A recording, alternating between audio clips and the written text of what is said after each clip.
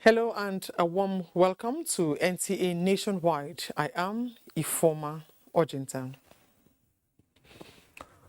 All members of the Federal Executive Council seeking elective positions have been directed to resign their appointments before Monday, 16th of May 2022. President Muhammadu Buhari gave the directive while presiding over the resumed meeting of the council. State House correspondent Adamu Sambu has the details. Without doubt, there has been a raging controversy on the legality or otherwise of ministers seeking elective positions still keeping their appointments as members of the Federal Executive Council. As at the last count, 8 of them have obtained nomination as well as expression of interest forms to contest for governorship, National Assembly and presidential elections. That controversy has now been put to rest by President Muhammadu Buhari. Mr. President has the right to appoint members of his cabinet, reshuffle them, replace them, and to that extent, all members of the Federal Executive Council aspiring either to be president or senator or governor or any elective office must submit a letter of resignation latest by the 16th of May 2022. The question was raised, does it affect other appointees? And my position remains the same. As of this moment, my mandate from the President is that all members of the Federal Executive Council vying for office will have to resign their appointments on or before 16th of May 2022. If there's going to be any amendment or any inclusion, you will be informed in due course. Meanwhile, several memoranda from ministries, departments and agencies have been considered and approved by the Council for enhanced service delivery to Nigerians. And on behalf of the NSCDC, Interior Minister Rauf Arebeshola secured approval for the purchase of 52 operational vehicles at 2.029 billion naira. This is done to enhance the capacity of the agency to combat crimes and criminality in Nigeria. It's my belief that it will go a long way in protecting lives and property in Nigeria. For the power sector, 3 major contracts have been approved towards enhancing the performance of the national grid for improved power supply to consumers. One of the lines is the one linking with Benin, Osogbo, and Akure, Ondo State. So the 3 states of that grid on that area have been weak for some time. Also, they wanted to KVA in Akwanga and Lafia and Nasarawa State. So if we empower our grid properly, and given the encouragement the President and FEC has given us, we promise Nigerians that the grid will be enhanced and power supply to the country will improve. It will be recalled that due to the intermittent grid collapse recently, some parts of the country have been thrown into total darkness for some time, hence the need for the national grid to be reinvigorated towards providing adequate and effective power supply to Nigerians on a sustainable basis. From the State House, Adamu Sambu, NTA News. To legislative matters, Senate is considering a bill that seeks to establish a national center for cancer research and treatment in Nigeria. The bill, sponsored by Senator Yakubu Oseni, is part of Senate's commitment to boost Nigeria's national health agenda. When passed, the bill is expected to provide holistic national strategy for the early detection and treatment of cancer. It will also harness the required health personnel for the management of the global ailments. I view that the National Center for Cancer Research and Treatment Bill 2022 is of great importance to our nation and will give a great boost to our national health agenda. It can also provide the population with long-term training, employment, investment, and additional research and other health issues. People live with this thing. The attention is not given to it as required. In advanced countries today, they are not as scared as we are with this kind of ailments because they have done so much research. They have invested so much in this area. As it is, we don't have any hospital that coordinates the activities of treatment of cancer patients. We have cancer patients in state hospitals, federal hospitals, private hospitals, and all of that. A bill for an act to provide for the establishment of the National Center for Cancer and Treatment and for other connected purposes 2022 second reading taken, and the bill is referred to the Committee on Health for further legislative action to report back within 4 weeks. The bill has passed second reading. Meanwhile, the House of Representatives has amended Section 84, subsection 8 of the Electoral Act, which seeks to enable statutory delegates to vote and participate in conventions, congresses and meetings of political parties. The amendment was given expeditious consideration during an emergency plenary session in the House as the bill was read the first, second and third time and subsequently passed. The existing Electoral Act in Section 84, subsection 8 only made provision for elected delegates, leaving out statutory delegates, which the House described as an unintended error, thus necessitating the insertion.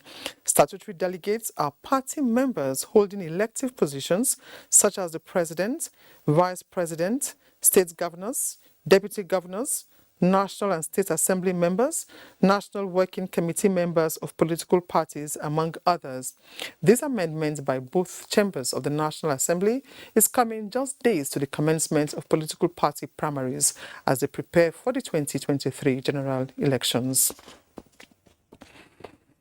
A few weeks to June 3rd INEC deadline for the conduct of all political party primaries ahead of the 2023 general elections, the activities are now heightened towards an inclusive process and a conclusive exercise. Abubakar Akwanga reports that political players were on same page on NTA Tuesday Live on how the pendulum should swing for a successful primaries. Political clouds are fast gathering and the gladiators are forecasting the weather to determine the view after the storm. Now, these party chieftains are not unaware of INEC powers to supervise the process but factored compromise as a tool for credible outcome.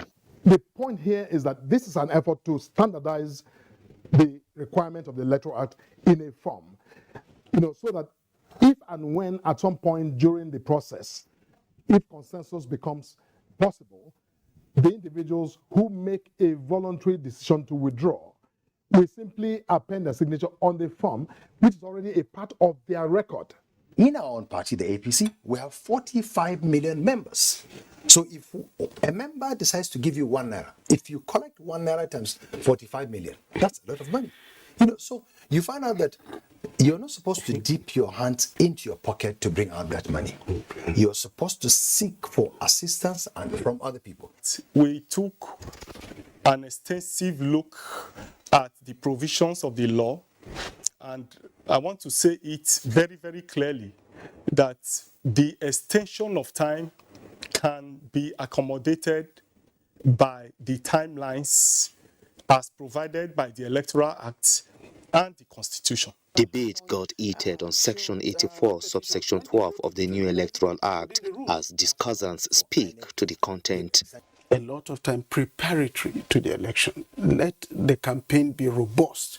Let the electorate feel the people that they want to represent them at various levels. And if you have that time, it will endure more for the polity than what they seek. We should, as advice, try to know that the Electoral Act has introduced some steps different from what we used to have.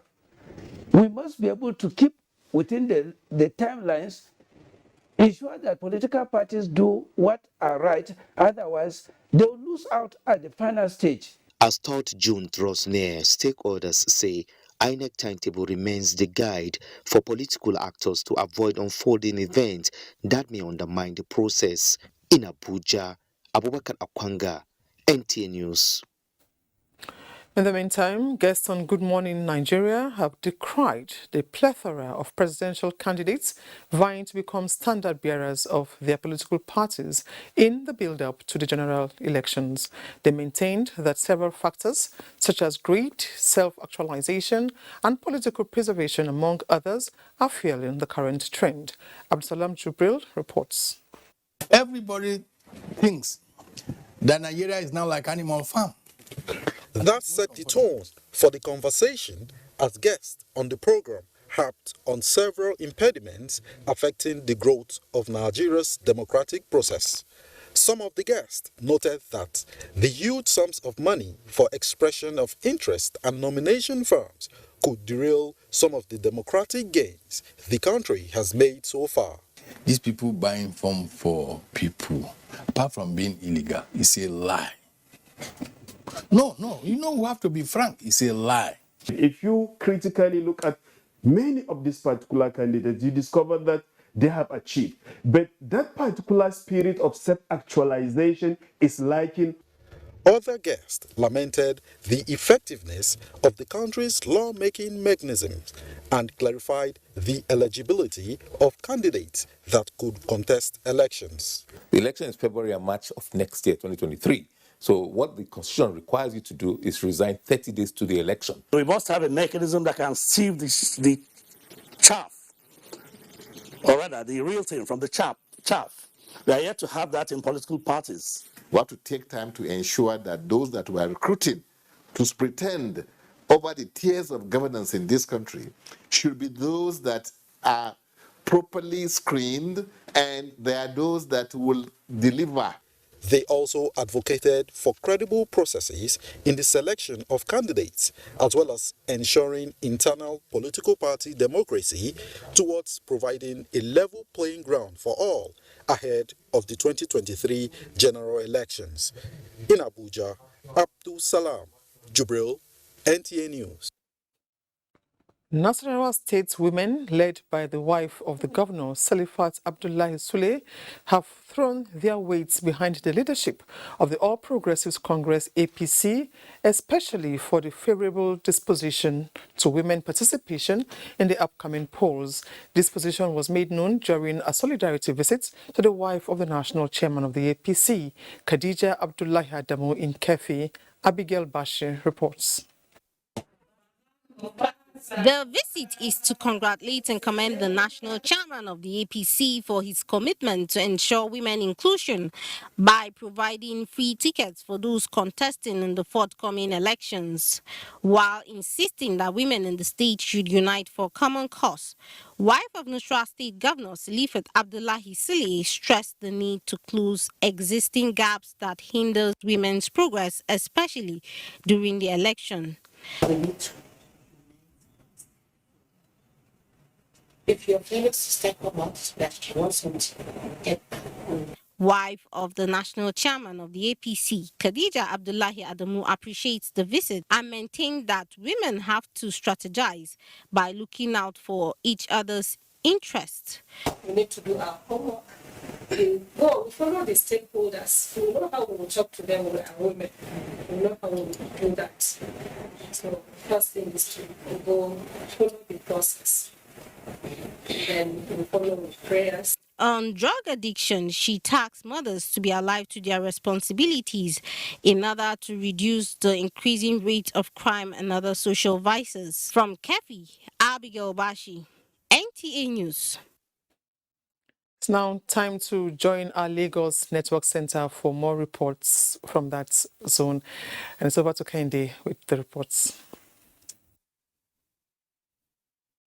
Hello, Ifoma. Glad to have you join us in Lagos. The need for security agencies to adopt a data-driven approach to tackle insecurity, crime, and criminality in the country has been identified as a more standard means of addressing the challenges. The Chief of Naval Staff, Vice Admiral Awa Gambo, reiterated this while addressing a security gathering in Lagos. Abolade Salami has details.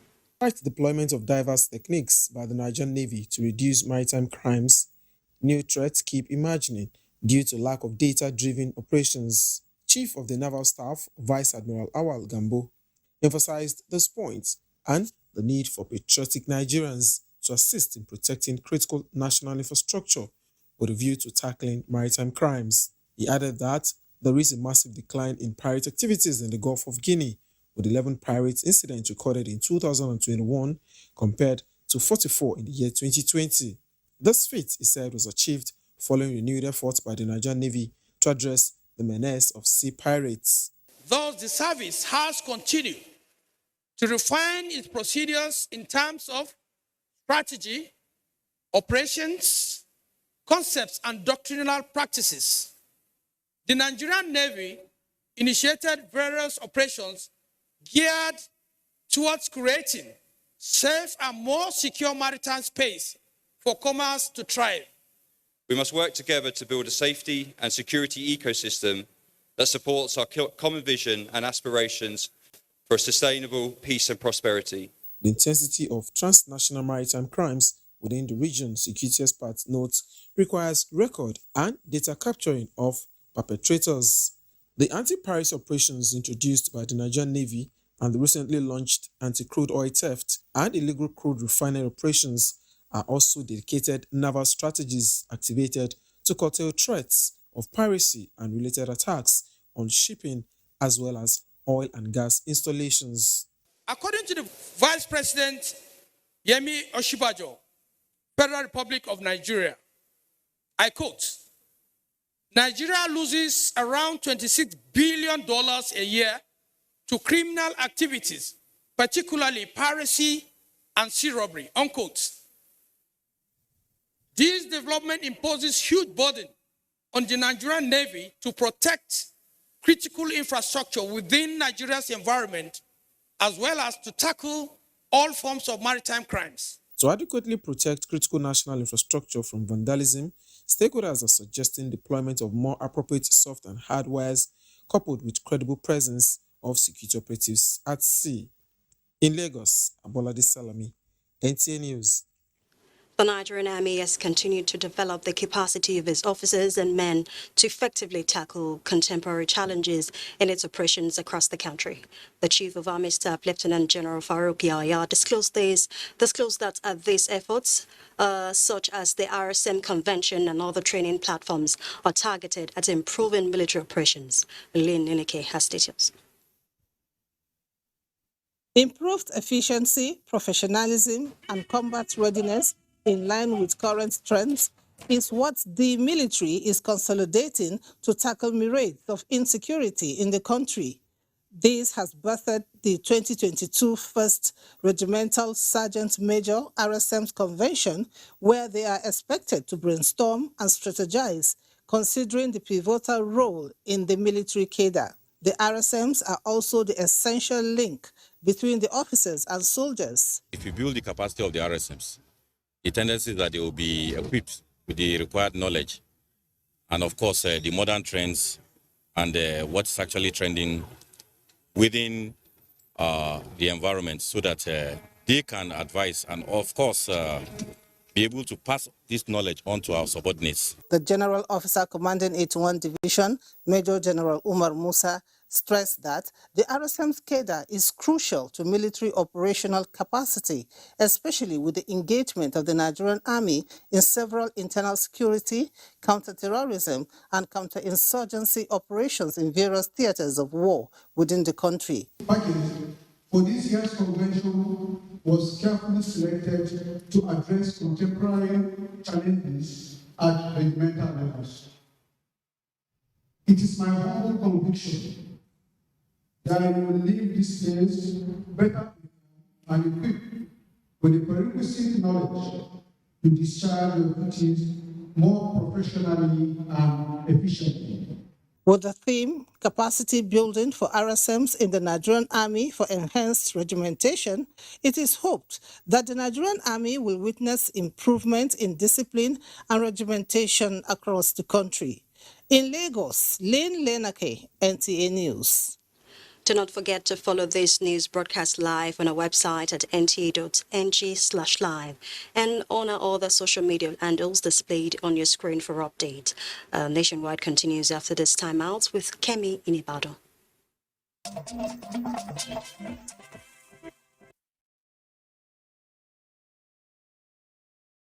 know you're still watching Nationwide, and welcome to Ibadan.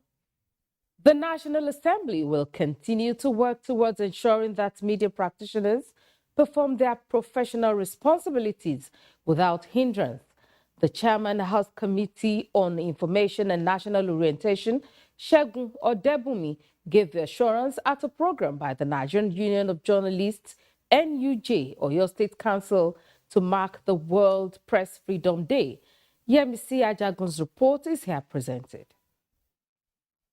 Statistics reveal that over 9,000 journalists across the globe have been killed in the line of duty in the last 10 years. This is why the media practitioners converge every year to commemorate the World Press Freedom Day to heighten sensitization on the importance of press freedom. We are always ready for you. The National Assembly member, the speakers, the Senate presidents are your friends. You elected us. You fought for the democracy to be excelled. For few of us to be in government right now. So we cannot leave you behind. Journalists must strive at all times to win public trust as far as the discharging of their duties is concerned. Important for us to cross-check sources of our stories. Regulation of social media space and the provision of developmental-oriented media content, among others, were highlighted by various speakers as ways of curbing fake news and hate speech. And as journalists, I want to plead to my colleagues that we should do the job according to the ethics of the profession. We should be fair and balanced. Awards were presented to difference of the media.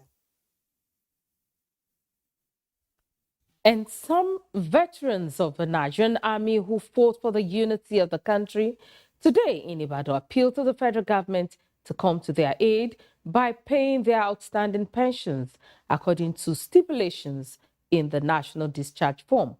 Larry Bilei completes the report. Mr. Sunday Malago left the Nigerian Army as a corporal. Before he retired, he is a 100 meters hurdles champion in various competitions and also fought for the nation's civil war. But since his voluntary retirement, Mr. Malago says he's not been given any of his entitlement he believed should be his.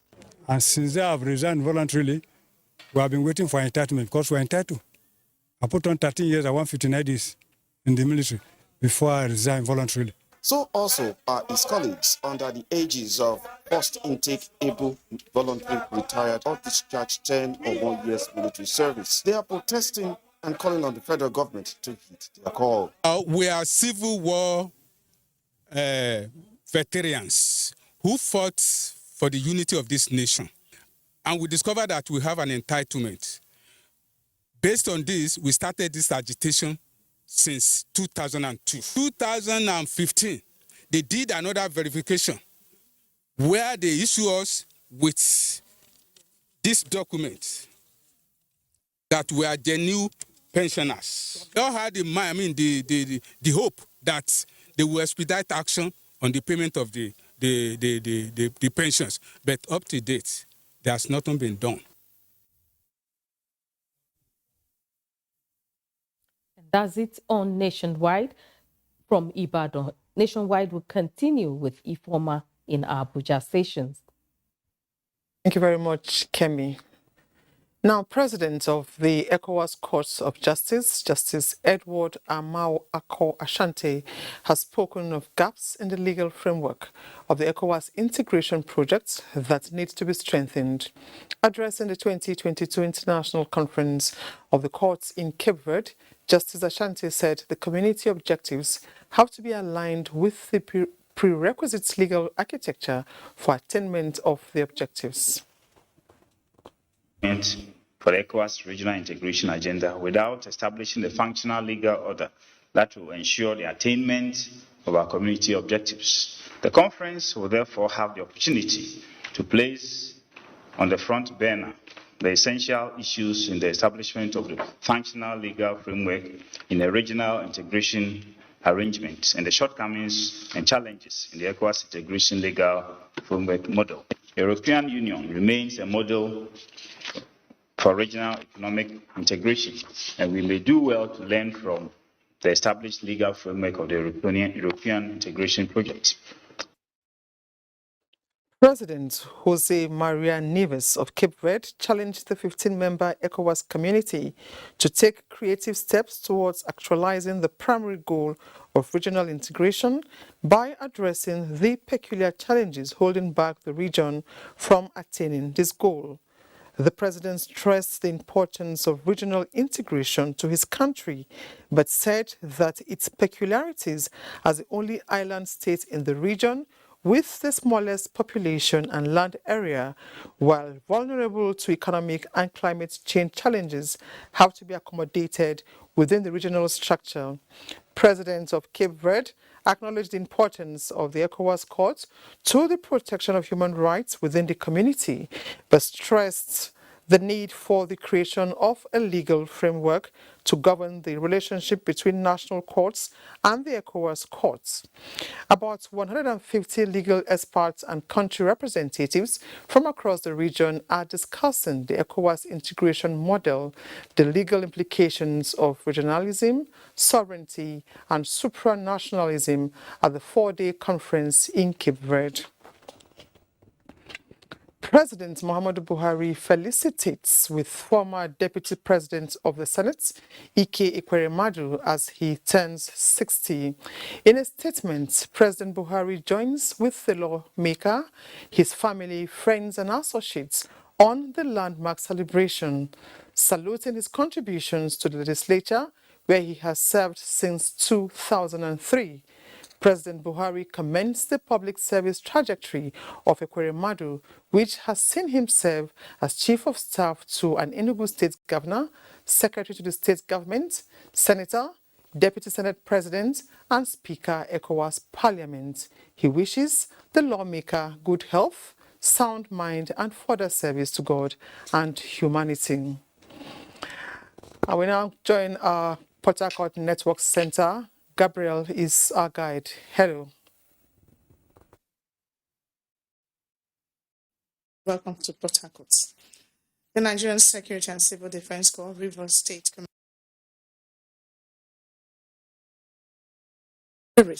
popularly known as Patrol out of the states.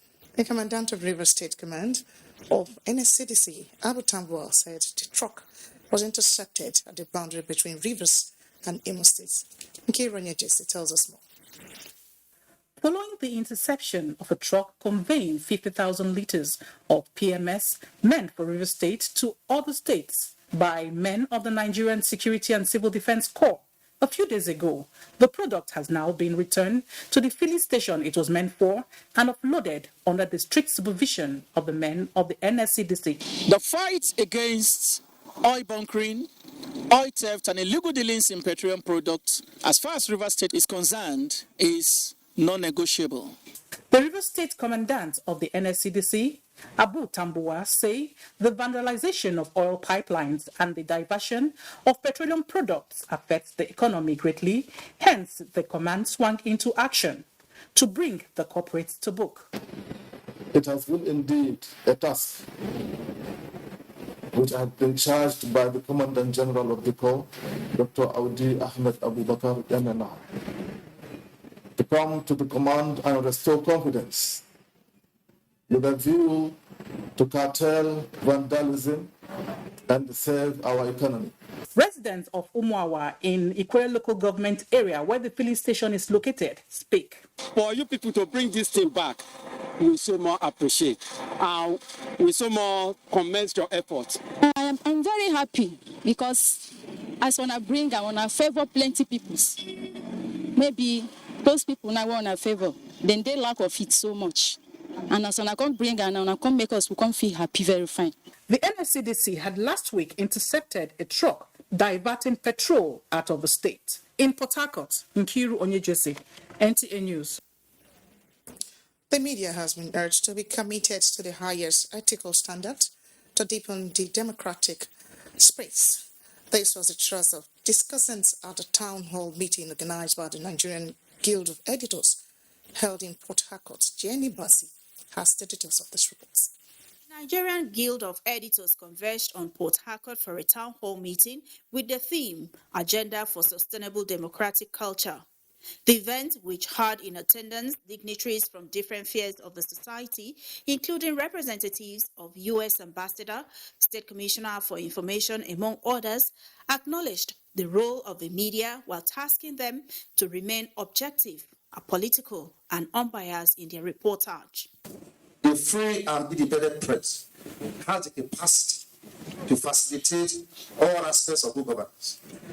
All of you gathered here today share a role and responsibility in promoting transparency and accountability, inclusivity and equity.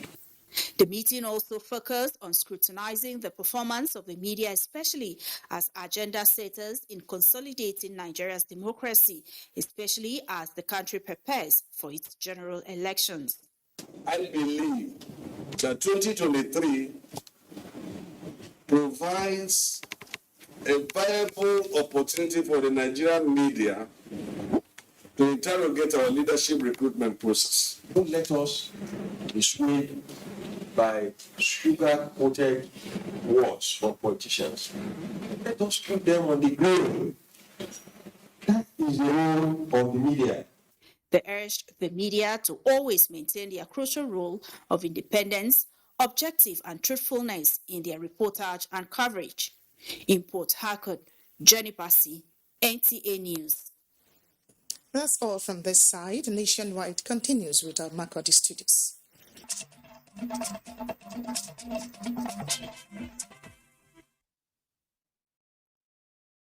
And welcome to Makurdi. The federal government has concluded arrangement to sink 3 billion naira in the rehabilitation of Jalingo-Newman Road. The Minister of State, Works and Housing, Muazu Jaji Sambo, who stated this after inspecting the deplorable road, said the fund is sourced from the Sukuk funds. Correspondent Emmanuel Matudi reports. The 100-kilometer Jalingo-Newman Road, which is the gateway linking most parts of the northeast states to the southern part of the country, is in a deplorable condition. Contract for its rehabilitation awarded in July 2017 with a completion date of March 2019 suffered setbacks as only 7.19% of the work was realized. The Minister of State for Works and Housing, Muazu Jaji Sambo, on an oversight visit to the project and the equipment site of the contracting company, identified lack of funds, poor equipment, and the COVID-19 pandemic as factors that hampered the progress of work on the project. If what has been paid to you is 15% of the contract sum, and what you have done is only 7%, you have any justification for complaining that you have not been paid? Muazu Jaji Sambo expressed dismay over the poor state of the road, assuring the public that the federal government has secured 3 billion naira under Sukuk funds to fast-track the project as from July 2022. The Numan Jalingo Road is part of the Maiduguri-Calabar Highway. And it is that section only that is currently not motorable. Meanwhile, the Minister of State, Works and Housing, Muazu Sambojaji, during a courtesy call on Governor Darius Ishaku, said a parcel of land is required from the state government for the construction of the second phase of the housing estate of 350 units. Governor Darius, who obliged to the request of land provision, commended the completion and commissioning of the first phase of the housing project and appealed for the reimbursement on some federal roads in the state, which the state government worked on using the state resources. Emmanuel Matudi, NTA News. The 2022 Universal Tertiary Matriculation Examination conducted by the Joint Admission and Matriculation Board is ongoing without hitches at the various computer-based test centers in Benue State. Godwin Inalugu monitored the exercise in Makurdi and reports. Out of the 17 CBT centers spread across the state, 5 are in Makurdi, the Benue State capital. Benue State Coordinator of JAMB, Titus Lamont, said verification of candidates at the various centers was hitch-free, so also were the facilities, which were functional. He expressed satisfaction with the conduct of the candidates and the good working condition of the facilities. We've not had any hitch that we've not been able to surmount. Every challenge we've been able to handle it, and that's why the exam is a success. So we just had a candidate that we were unable to verify him, of which we have taken his information and we have sent it to Abuja. I believe they will reschedule him for another date. Some of the candidates described the examination as tough. The screening was very tough because due to my practice, the security personnel in there were very, very observant. In Makurdi, Godwin Inalugu, NTA News. And that's it from Makurdi. Nationwide continues with Ifoma in Abuja. Thank you very much. Still on JAMB, the 2022 Unified Tertiary Matriculation Examination started nationwide on Friday, 6th of May, with plan to run to the 14th of May. However, there seems to be change in the finishing dates. Let's hear more from Olayinka Ojo. This is one of the CBT centers that hosted some candidates that participated at the just concluded 2022 Unified Tertiary Matriculation Examination, where more than 1.7 million candidates participated.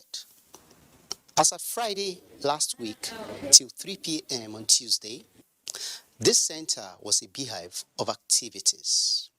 Now, this center is devoid of the 5-day exercise, even though these computers were busy attending to the needs of candidates. They are now taking a rest, awaiting the next exercise. What is now left for the board is addressing grey areas before the release of results. Olayinka Ojo, NTA News. Meanwhile, candidates who sat for the 2022 Unified Tertiary Matriculation Examination in Borno State have expressed satisfaction with the smooth conduct of the tests executed by the Joint Admission and Matriculation Board JAMB in most of the centers across the state. Minor challenges encountered in the course of the exercise were surmounted to enable all candidates to participate. Jadua Jasini has an update. Due to the security challenges in Borno State, the 2022 UTME examination took place in Maiduguri and Biu towns. The Unified Tertiary Matriculation Examination, which started on the 6th of May 2022, ended with candidates whose sitting were rescheduled due to technical challenges of facilities and data capture. The Professor Yemi Oshibanjo Northeast Learning Center Maiduguri is one of the largest CBT centers out of the 9 others located within the state capital, with ability to accommodate 250 candidates per session, while one center is located in Biu town. Some candidates who spoke to NTA News after the examination expressed delight with the conduct of this year's UTME exercise in Borno. It was easy because I've been going through CBT tests at home, and I'm hoping for a greater result to come. I was thinking the exam would be very harsh and difficult to me, but seriously, I thank God Almighty. I finished my exam successfully, and now I'm not expecting God's favor. I've never had e-exam before. This is the first time. Director JAM Maiduguri Zonal Office, Sunday Aladegbaye, said all needed modalities have been put in place to ensure a seamless UTME exercise. As such, no major challenges was encountered. A few candidates that had one or two issues, the board immediately attended to the issues, and you can see that the candidates are happy. All these things coupled together has really made the exam seamlessly. The 2022 JAM/UTME examination is expected to end on the 16th of May 2022 within and outside the country. In Maiduguri, Jadwa Jessini, NTA News. And candidates who sat for the Joint Admissions and Matriculation Board in Plateau State have described the exercise as successful. The examination in the states, Bilkisu Nuhu monitored the exercise and now reports. Joint admissions and matriculation examination is a requirement for candidates seeking entrance into any higher institution of learning in Nigeria. At centers visited by NTA crew, candidates for the 2022-2023 examination say the exercise was smooth as they did not experience any major challenge. Quite fortunate for me, the things I read actually came out. But there were some that I could not understand, but it's few. It was nice. I'm fine. Did you encounter any challenges? No. Every jam, there has to be some challenges, but you have to try your best to see you have conquered. I get to know the system very well, so it's not that hard for me using the system. They commended JAM for the improvements in the exercise compared to previous ones. For JAM officials, minor technical issues experienced during the exercise were rectified immediately. Some of the challenges was the computers were not enough to take the capacity that were earlier scheduled for them. So they reduced the capacity by 50. So far it has been successful. From day one, we've not had any challenge in this center. About 69,000 candidates registered for the examination in Plateau State in 22 centers. In Jos, Bilkisu Nuhu, NTA News. In its bid to resolve the protracted industrial crisis in the university system, the Joint Action Committee, JAC, of the Non-Academic Staff Union of Educational and Associated Institutions, NASU, and the Senior Staff Association of Nigerian Universities, SANU, has presented to the federal government an alternative payment to IPPIS, known as University Peculiar Payroll Payment System, U3PX, for the payment of their salaries. Chairman of the Joint Committee, Dr. Hassan Makolo, presented the proposed payment platform to the Minister of Education, Adamu. I will urge you now to try and get a chance to make the same presentation to the Minister of Finance or Accounting General, so that your own will also be subjected to the tests that will scatter it. I hope you are up to the task. You can defend yourself, but I believe NITA will be waiting for you. So far, ASU is insisting on the University Transparency Accountability System as alternative payment platform, while the Joint Action Committee of SANU and NASU is opting for U3PS. The Interfaith Dialogue Forum for Peace is urging relevant authorities to ensure that those found culpable in acts of violence and criminality are prosecuted and appropriate punishments applied to serve as deterrents for others. Kenneth Nanim was at the news conference in Abuja, where the forum expressed the views and now reports.